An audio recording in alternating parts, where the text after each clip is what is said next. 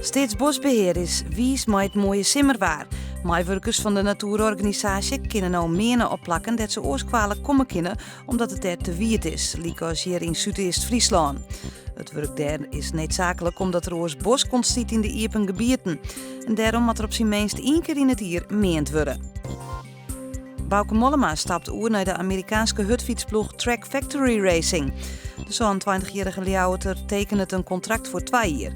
Mollema zal bij Trek benammen de grote koersen rijden. Hij eindigde de oranje 2 jaar in de top 10 van het klassement van de Tour de France.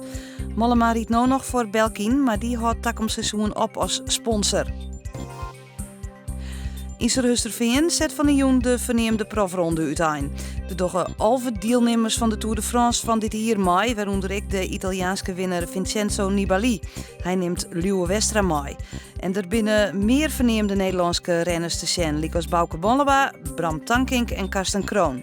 Er wordt een soort publiek verwachten. De man van waar juist morgen het lichaam gevonden is in de Noordwest-14 in Drachten, is een dragster.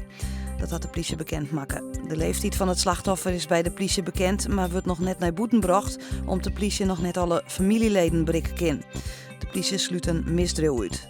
De man is naar alle gedachten met zijn fiets in het wet rekken. Joen en vannacht binnen opklarings en het wordt zo'n 16 graden bij een zwakke wind uit het westen en noordwesten.